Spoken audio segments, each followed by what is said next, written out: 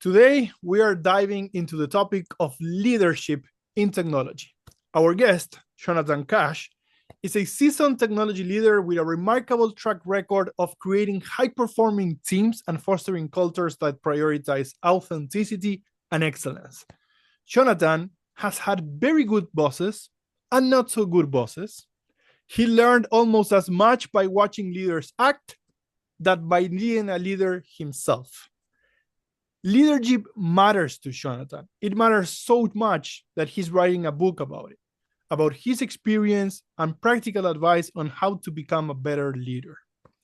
In this episode, we will talk about what it takes to lead in today's fast-paced, tech-driven world, from Jonathan's personal journey to his advice on building authentic connections. We will explore how leaders can foster high-performance cultures while remaining true to their values. I know that you will enjoy this conversation as much as myself. Jonathan, thank you so much for being here. Mateo, thank you. It's great to be here. Let's get started by asking what led you to become passionate about leadership in technology, and why does this matter deeply to you? Oh, great question. So I found that leadership for me in my profession was something that grew from family and childhood experiences. I was in it was a Boy Scout, made it to Eagle Scout when I was a kid, and those all those steps, those opportunities, kind of forced you into managing, organizing, and leading others. And it's at a point in life where you're bound to make a ton of mistakes. You're already awkward enough being, a teenager, a young adult. So it's something that was really part of my upbringing. I also had a lot of familial uh, yeah, leaders, or people that just moved into in their own professions into those leadership roles. So it was kind of baked in. I had a grandfather who was both a fire chief and a politician, as well as other family members and government service, and certainly working in companies. So it was always around me. And as I developed my own career and moved up as a technologist, really starting as a developer, it was always a path that was in the forefront of my mind. And the whole reason for it, I've seen, certainly friends and family and colleagues, throughout my career, what's happened when they're in a really good culture and they work for fantastic leaders, and quite the opposite. And the opposite, looking at how when someone is struggling in a company or struggling in a role, how it really impacts who they are. It'll impact their family life, their marriage, their physical health. That in looking around and saying, yes, I've been exposed to these concepts, I've been exposed to what's good and bad. I've made, a ton of mistakes, certainly as when I started as a kid. Um, but for me, it was just common sense to be able to take those actions. Can we go back a little bit to the Boy Scout era and just paint the picture, or tell me the script of the scene? You are a Boy Scout, you're going to the woods, whatever, on a fire camp, and then you are organizing little kids that are the same age, or even uh you know um a different age than yours. How Tell me about a little bit about that. Paint the scene for us. Well, and I think that you're going to find that this is replicated so many times over, whether it's in volunteering, whether it's certainly in a one's profession or a corporate workspace, that you have some type of objective. We're going on a camping trip, and you have to plan for meals, and you have to arrange who's going to execute the work, and do it in a way that isn't oppressive. So I think what ends up happening is you're obviously given a set of tasks, and then you would have someone older, whether it was typically an adult leader that would walk you through and say, this is how you want to organize, or this is how you could influence the group. Because ultimately you have your peers that you're with more often than not, kids that went to the same school. So how you acted, how you approached the situation had a real social impact on yourself. Like, and how do I motivate? How do I engage? And do it in a way that, you're not going to have people roll their eyes or say, what a jerk, what not. So when you again fast forward, decades, it's the same thing in the workspace, or in fact, something that I think is even more difficult when you're doing volunteer work. When you have employees or staff, regardless if it's a team of three or a team of 30, everyone has an incentive to be there. They want to earn their paycheck. They want to get a good bonus the next year. When you're dealing with volunteers, there's no incentive other than wanting to do something good. So how you approach the situation and how you can develop that soft touch for people is really critical.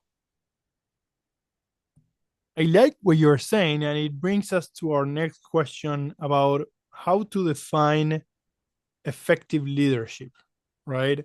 And especially in a fast-paced tech environment, but anywhere, actually, anywhere in life, right? And you mentioned a few things that I loved, right? Because you were talking about being genuine, about how do you build trust and respect from your peers, because those are your friends, and they know you, right? And they go like, now Jonathan became kind of an asshole all of a sudden, right? If you do that, it doesn't work.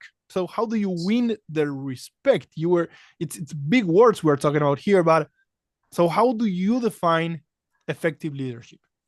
Right, right. No, I think that's spot on.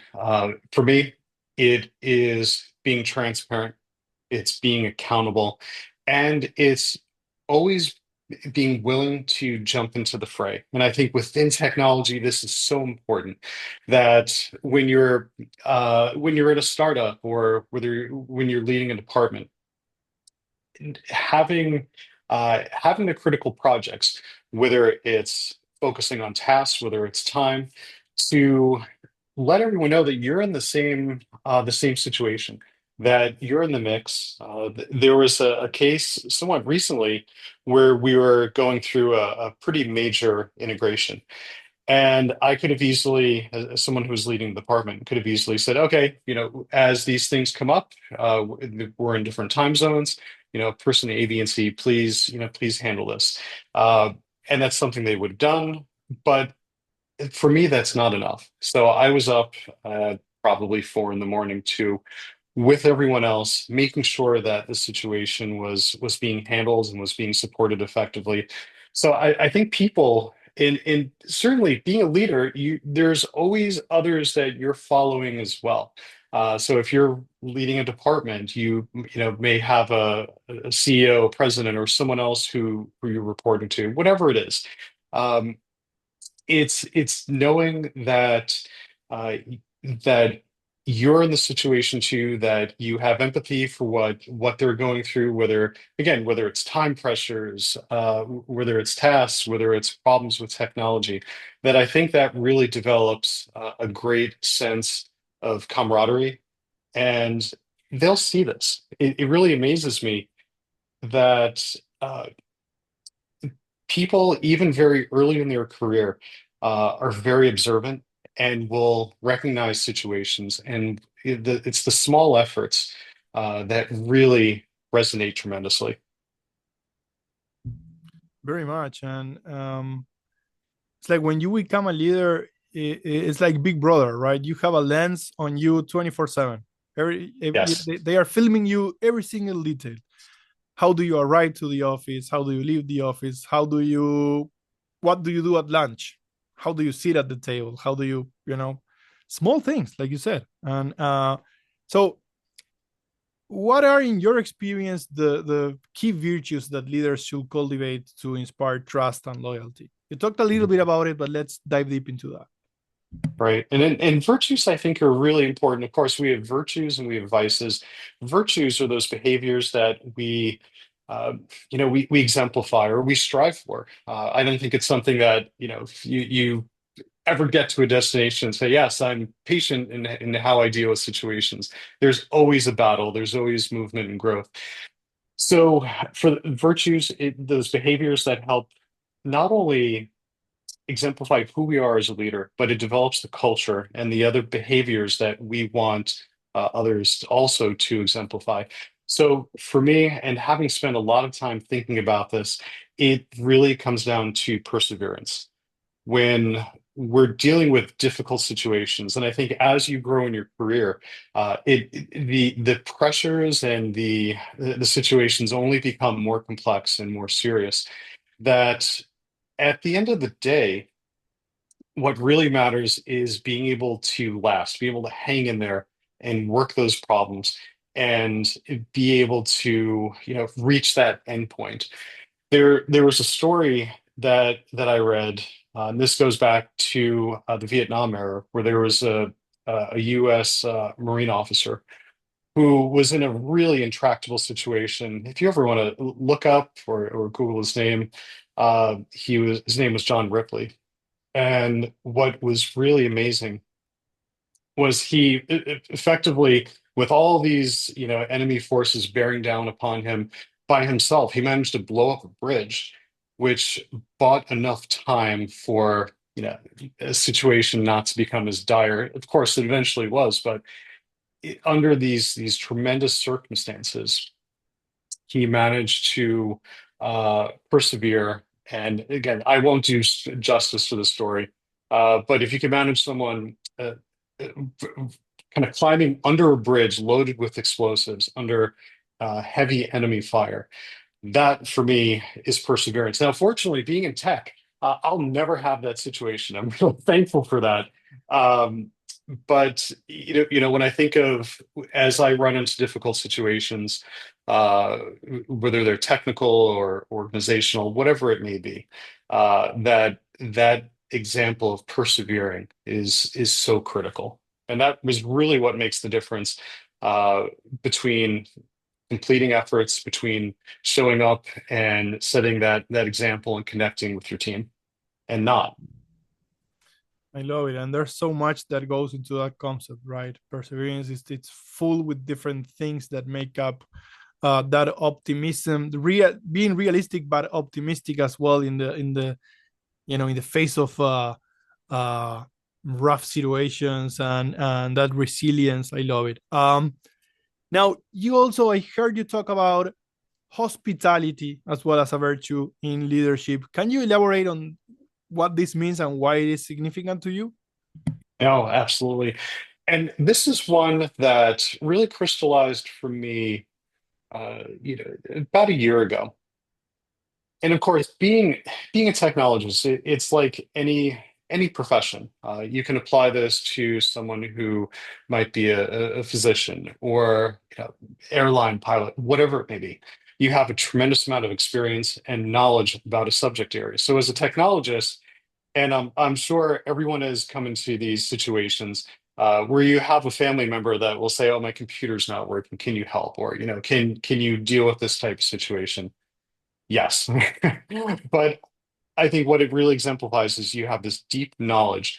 And when you have someone who doesn't know, and it could be like someone like an elderly parent, uh, you can do one of two things. You can either explain the situation and provide a solution, or you could just say, okay, step back, click, click, done. That scenario is really important to organizations because for someone that has this deep technical knowledge about an area, someone is coming to you who is effectively a stranger. I don't know what this is. I don't understand. And how you welcome them to that situation and how you not only help their problem, but help educate them, help explain a little bit of the context. I think for me, that is, welcoming someone into your world and treating it much more than a transaction or maybe even a nuisance. It takes time and it takes intent, but I think as we look at providing good service, whether it's inside an organization or even external to clients or stakeholders, I think it's really critical. and it defines a different culture and a different vibe for everyone to follow, particularly as you do have a larger staff or scope. I love it. And I will, you know, venture, let me know if this makes sense, right? But welcome, educate, elevate, Yes, absolutely. right? That's what you're doing. By welcoming and educating, you are elevating people so that in the future they can solve it for themselves. I absolutely love it, and I think that for everyone listening, this is something that we should do more, right? It's one of those things that I hear you talk, Jonathan, and I was like, that's common sense. But many times, common sense is the least common of all senses, right? So, Oh, it is. And two, I think it's so easy when you're busy, particularly as a leader, to not see that opportunity. And I think the education, and I love those 3 points, but the education is really critical, not only for them, but with that knowledge, they can take this and turn around and share it with others. That's something that I think is the ultimate objective. That it's like for training of a physician, see one, do one, teach one. That, and of course, if people do look at that and Google it, you'll see that there are arguments for and against that. But I do think for technology, it can be extremely powerful because when someone is equipped with information, they can go out, share that with others, and expand expand the impact of that hospitality moment. indeed. Um, Now, building a high performance culture, it's hard, but making sure that that stays in time and it becomes resilient and adaptable, it's even harder. So, how do you do that? That's a great question. I think the most important aspect of keeping that culture really sharp is to focus on meaningful objectives. And it's not as much being able to um, hit a certain queue of projects or hit certain elements. It's really being able to understand, and this is where it becomes very difficult. What's appropriate for the time, how much effort should I spend on it, and how important is it? And I think those, like the level of importance or priority, that's something that you've really only developed that with time and experience. That you'll have someone who's say a more junior developer or engineer, they might eventually understand what has to be done, but they might spend too much time on some of the specific elements. So I think it's really critical to constantly, within an organization, to focus on that triage. One of the good leaders that I've had in the past in talking about startups would use the analogy of rocket fuel, that every dollar, every hour of time that we spend helps us get to a sustainable orbit. So I think the same can apply to any organization, not just a startup, that as you prioritize, as you see what's important, focusing on, that key moment of sustainability and then being able to build towards that. And I think there are other aspects too. You want to focus on, good collaboration in the team, communication, and technical expertise. I think a lot of those aspects are, uh, to use the expression, really table stakes. I think it- how you do the work is much more important than all those other elements that also come to bear. I know it. Now there are pitfalls, right? There are pitfalls that can transform a high performing culture to a toxic one. Um, how can what are some of those, and how can leaders avoid this? Yeah, this is a great question that I think as as you're in those real high pressure situations, you can have moments that can flip from one to another. And of course, in the market that we're in right now, it's everywhere. It's internal to an organizations, external, like could even like in some of the situations I've been in, where it's geopolitical, where you want to set up a geographically diverse organization, like I did a few years ago, and then there'll be a breakout, a conflict, which then throws other aspects into disarray temporarily. So I think as you're looking at those situations, it's really critical as a leader to have humility and to be able to, first of all, remove him or herself from the situation.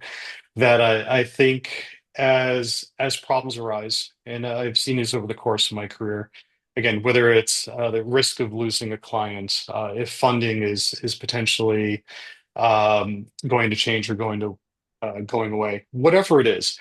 I think the first and foremost thing you have to do is not react.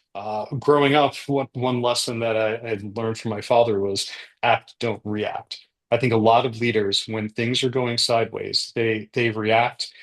And again, depending on what level, if you have someone that's the top of the organization, if they start acting a certain way, if they let their fear come out, or if they, act in ways that are more egocentric, everyone else in the organization is going to feel it. So I think it's almost like a game of dominoes where you have that one movement, and then everyone else starts to shift. Now, the toxicity, this is something that I'm including in my book that is definitely a work of love at this point. Uh, but there are some real negative implications. Of course, you can look at the financial side and say, toxicity costs the U.S. economy at least, billions of dollars a year. But I think you also have to bring it down to the individual, that when you do create those difficult situations, you'll have people that internalize the pressure too much. Um, it could be their mental health suffers, their physical health could suffer. So I think it's a very critical balancing act. And I think there are times where there's no clear-cut solution. Using the example of Colonel Ripley, you can still win a battle, but you'll lose the war. So I think as a leader, when you're doing your best to manage the situation and to keep the toxicity at bay, there will still be some pockets or some reactions for others in your organization that you're not intending or you want to minimize or avoid. So I think it's having that humility, knowing that you can't react, that you have to act and communicate. And I think it's also knowing that it's not going to be perfect. Leadership is very much an art and not a science. Um, I think the one area I've seen where toxicity can play more in my distant past, it really is focused around numbers and financial outcomes. That um, there was actually a neighbor and a good friend of mine who pointed out that you have really two types of people. Are you a numbers person or a people person? Um, and I think when you focus too much on numbers, it can create more problems. That's a tough one because of the society we live in, right? Where Yes. there's too much, maybe, I mean, in my personal humble opinion, sometimes too much pressure on numbers. Yes, I Um, agree. um, and you got me thinking when you were speaking, right? I kept going back to the concept you highlighted at the beginning of our conversation about perseverance, right? Because that perseverance through hard times and not reacting and acting the way you need to act even through hard times, it all goes back to what you were saying. I think it ties very well back to that concept. Now let's go back. You mentioned it as well. You are writing a book on leadership, right? um, what core message or principle are you hoping readers take away from Probably the most important aspect is that leadership is something that has been discussed and been focused on for centuries. That, you know, if we're talking with colleagues, or we're at a conference, we're reading something online, there always seem there's some fantastic books out there, and don't I have no illusion that I'm going to ever unseat some of the fantastic authors that we have within the space. But there always seems to be like some new spin or new concept that people will latch on. And I think the most important part that I'm really trying to focus on in this book is that it's been discussed for centuries. We have philosophers, military writers that can go back, to Aquinas or to Aristotle, or certainly throughout the world, like in China centuries or millennia ago, that have spoken about, what is a leader. It's I think for me, it's not as much about Jonathan Cash. It's about, what are some of these, greats that have, stood the test of time. How have they described even more recent philosophers in the 20th century, focusing on the importance of empathy? We hear about that a lot in business now. Well, 110, 120 years ago, people were writing on it and its importance.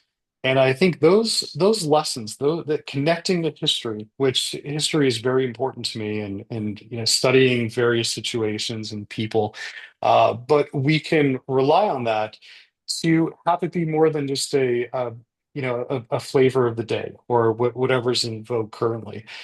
You can read some of the writings. You can touch on their times and be able to bring that forward. What do I have in common with a military philosopher from some odd centuries BC?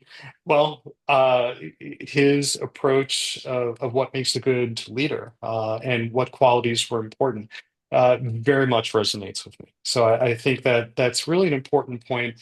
And I think also in the book, focusing on the importance of virtues, impact.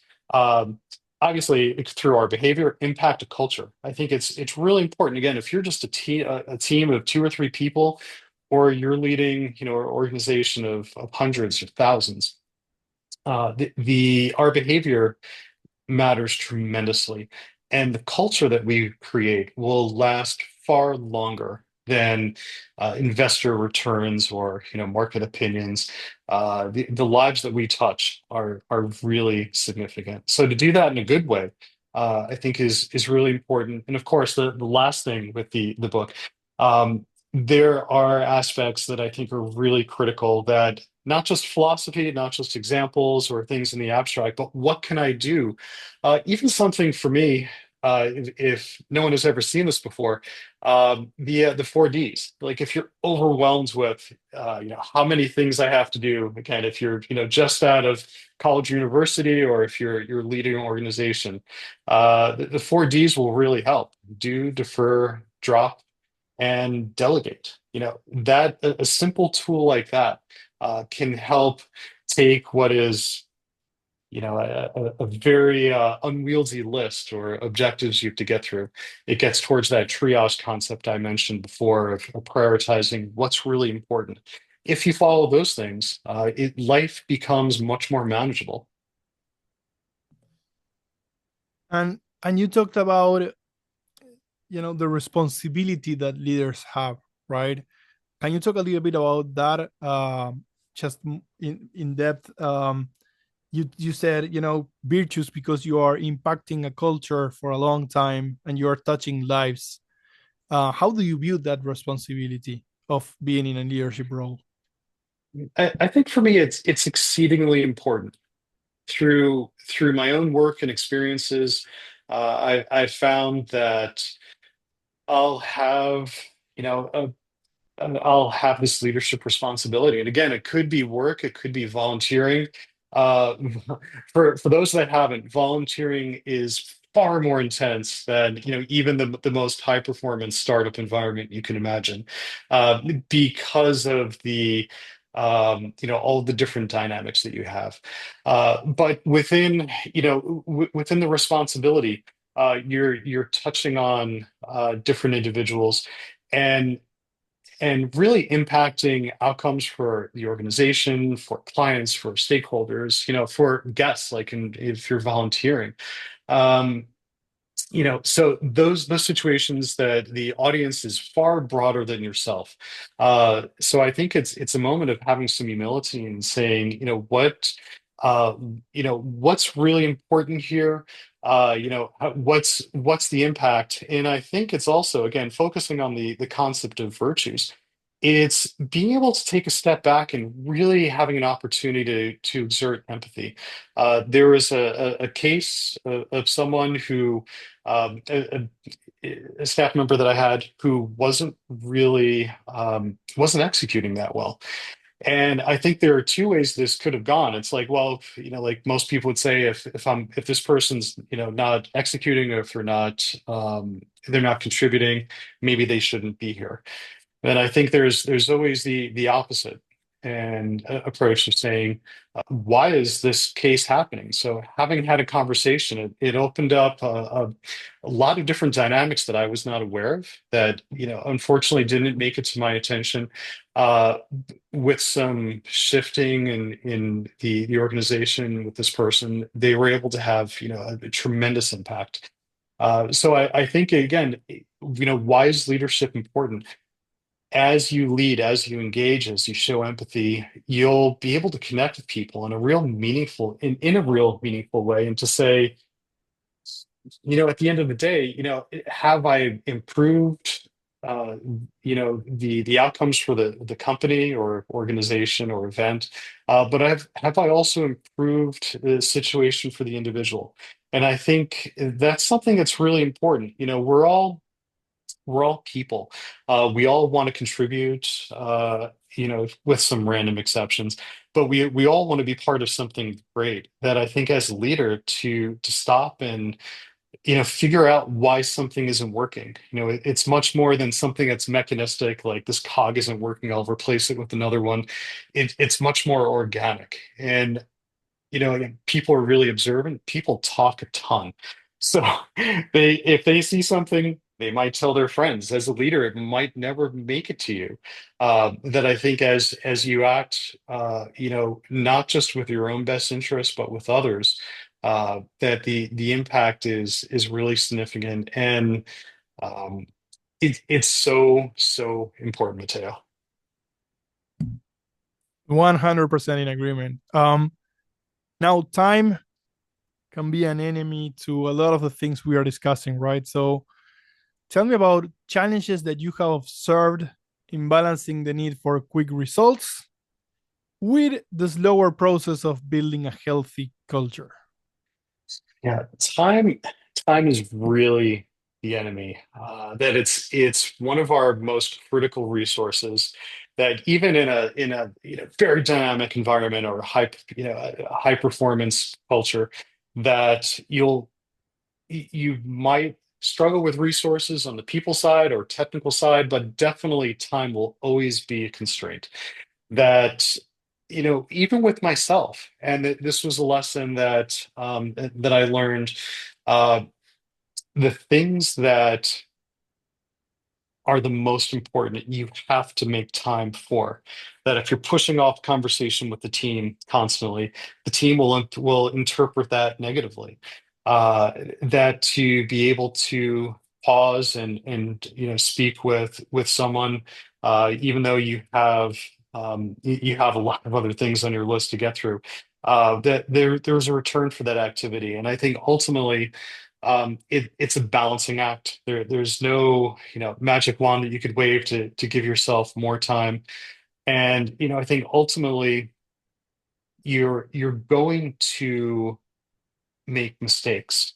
That in your list of priorities, you might have someone that you should have spent more time with. You might have had, or someone or a group that you should have spent more time with, and you didn't. And there was something that was lost, or maybe even projects that I think ultimately that's where, introspection and, looking at the situations is really important.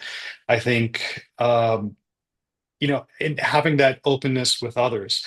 that being able to acknowledge to your colleagues or to your team, yeah, this was something that I could have focused on better. I think it's a point of vulnerability. And I think in organizations, particularly those that may be more political, that could be used against you. But I think that vulnerability is important. Um, yeah, I joked, other than trying to work closer to a black hole where time may be distorted and my inner like sci-fi geekiness, um, there's no real way to work around that other than um, I think other than just keeping your ears open uh to those list of priorities. Yeah, it starts with awareness, right? And that it Yes. talks goes back to what you were saying. Jonathan, one final question to you. Can you share some practical strategies for building genuine connections within teams? And how do you think this impacts long-term success? Oh, absolutely. I think and again, I'll speak to technology teams because that's where I have my most experience. Um, it's approaching those, again, it's even made more difficult now that we're in a mostly remote environment.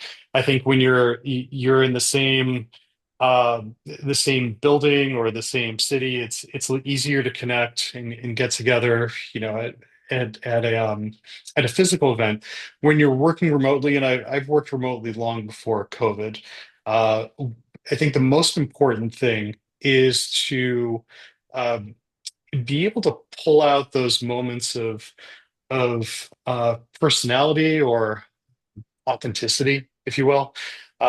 So a couple things that I've done in getting to know a new team.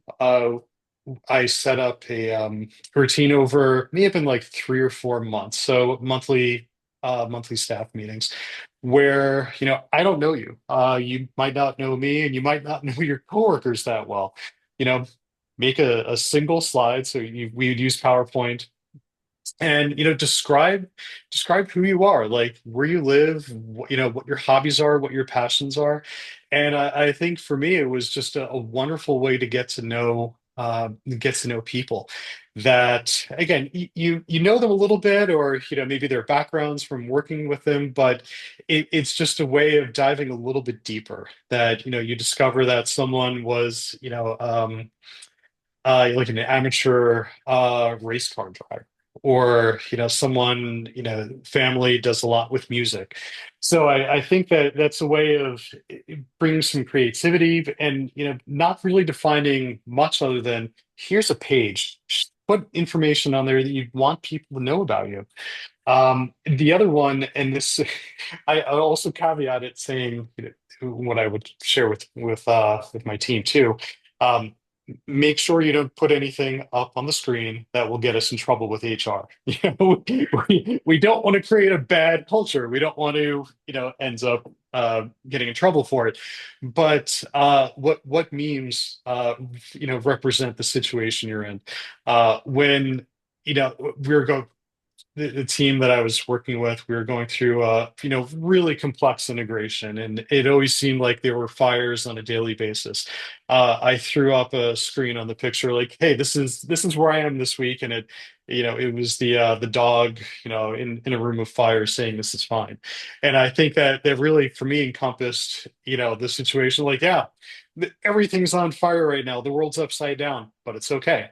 And I think there were some that were really fantastic. Um, and I also incentivized it, like, let's have a contest, and let's have a vote, like best person wins. So it was more than just kind of venting or sharing. It was vent or share, but even acknowledging our coworkers with who had one that was really funny, or described the situation well, or um, just kind of resonated. So I think that the remote environment is always going to be tricky, but there are ways of breaking those walls down and making everyone feel much closer. I love it. Getting personal, showing vulnerability, just getting to know people in a different way, right? I mean, that takes you a long way. Jonathan, this has been an amazing conversation. I look forward to continue having a lot of great conversations with you. I look forward to your book. And I hope that maybe we can do this sometime again in the future, maybe after your book comes out and some of the lessons learned, even by feedback from people. But thank you. Thank you so much for being here. Thank you so much. Really appreciate the opportunity, Mateo.